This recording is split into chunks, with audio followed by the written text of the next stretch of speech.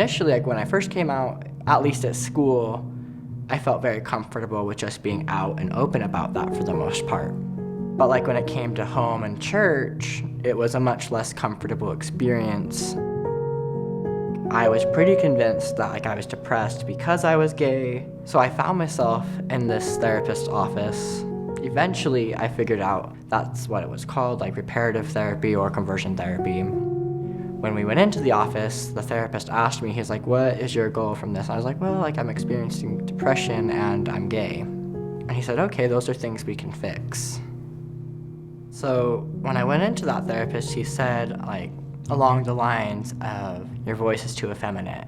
You don't have upper body strength. Girls aren't going to like you if you don't have upper body strength. You're too skinny. There was a point where like I would carry like a little rubber band on my wrist and I'd flick it every time I thought of a man or a boy. Instead of teaching me coping skills to help me learn how to love myself as I am, they went along the approach of teaching me that my sexuality and part of who I am was something that was meant to be erased and was something that wasn't worthy to stand before the God I was taught to believe in. So one night, I had been laying in my bed looking at my ceiling.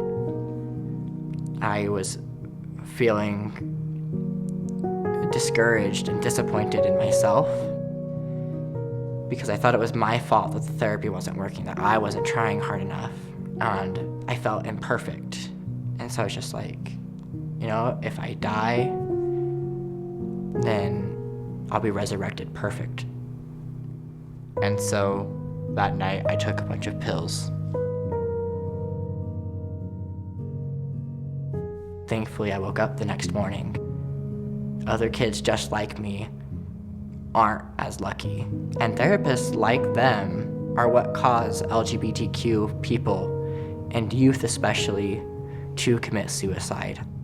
When it comes to conversion therapy, people often have the misconception that it's something that is in the past. But the only thing that's changed with conversion therapy is that they're a lot more sneaky with how they do it. Despite the fact that they don't physically harm you, they do psychological and deep emotional harm to people like me still today. It's not legitimate therapy, it's manipulation. This is a practice that has to stop.